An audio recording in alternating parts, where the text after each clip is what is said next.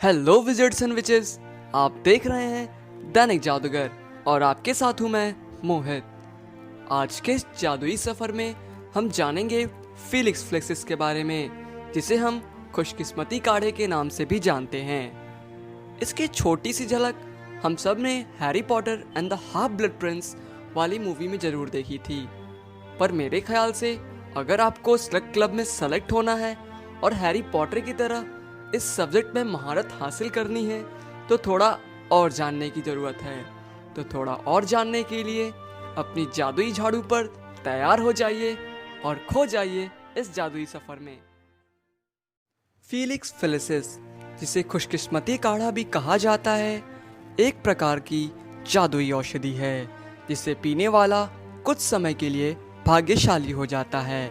उसके पीने के बाद जब तक इस औषधि का असर रहता है वह व्यक्ति अपने कामों में सफल होता है, पर अगर इसका इस्तेमाल अधिक मात्रा में किया जाए तो इसका परिणाम बहुत भयानक साबित होता है। ऐसा करने वाला व्यक्ति अत्यधिक उत्साह में आकर अपना आपा खो बैठता है। यह पोषण सभी प्रकार की संगठित प्रतियोगिताओं में प्रतिबंधित है। अगर कोई इसका उपयोग करता है तो उसके लिए कई सारी सजाएं निर्धारित की गई हैं। आइए अब इसके इतिहास के बारे में जानते हैं। इस पोषण का आविष्कार ज़ाइगमंड बच ने 16वीं शताब्दी में किया था और ज़ाइगमंड का मानना था कि यह उनके जीवन की सबसे बड़ी उपलब्धि है। एक और बात, जब प्रोफेसर स्लगहॉर्न वयस्क अवस्था में थे तो उन्होंने इसका इस्तेमाल 2 बार किया था।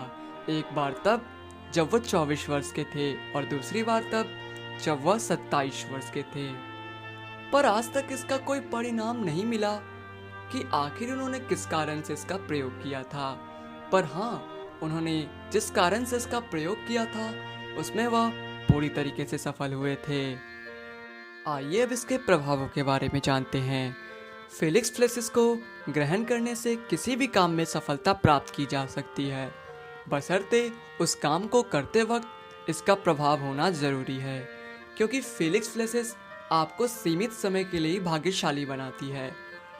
इसे पीने के बाद एक ऐसा वक्त भी आता है जब इसका प्रभाव गिरना शुरू हो जाता है। इसके प्रभाव के साथ आप भी सफलता से दूर होते जाते हैं और एक वक्त ऐसा आता है जब आप एक सामान्य व्यक्ति में बदल जाते हैं। अगर आप इसकी रेसिपी के बारे में पढ़ना चाहते हैं तो आप स्क्रीन पॉज करके पढ़ सकते हैं।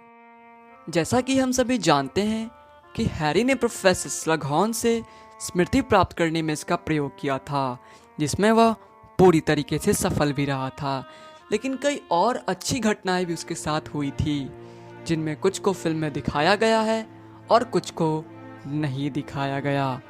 सबसे पहली घटना तो यह थी कि वह प्रोफेसर स्लगहॉर्न से स्मृति प्राप्त कराने में सफल रहा था। दूसरी घटना यह थी कि वह दुख के वक्त में अपने मित्र हैग्रिड के पास पहुंच पाया था और उसे सांत्वना भी दे पाया था। तीसरी बात यह थी कि जब हैरी हॉगवर्ट्स लौटता है स्मृति लेकर तो रात हो चुकी थी और आपको पता होगा कि हॉगवर्ट्स के नियमों के अनुसार बच्चों को स्कूल से बाहर रात में घूमना मना था। लेकिन खुशकिस्मती काढ़े के कारण फिल्च, जो हॉगवर्ट्स का दरबान था, उसने दरवाज़ा खुला छोड़ दिया था, जिससे हैरी बिना किसी के नज़र में आए आसानी से हॉगवर्ट्स में प्रवेश कर गया और पनिशमेंट से भी बच गया। चौथी बात यह थी कि हैरी को आज तक रीफिलिंग स्पेल का प्रयोग नहीं आया था, लेकिन उस दिन उसने इसका उपयोग बिल्कुल सही ढंग से किया था, जब प्रोफेसर स्लगहॉर्न, हैग्रिड और हैरी तीनों साथ बैठे थे और रम का मजा ले रहे थे। जब भी प्रोफेसर की ग्लास खत्म होती वह उसे फिर से रम से भर देता, जिससे प्रोफेसर फिर से उलझ जाते और उसे कुछ और वक्त मिल जाता सोचने के लिए।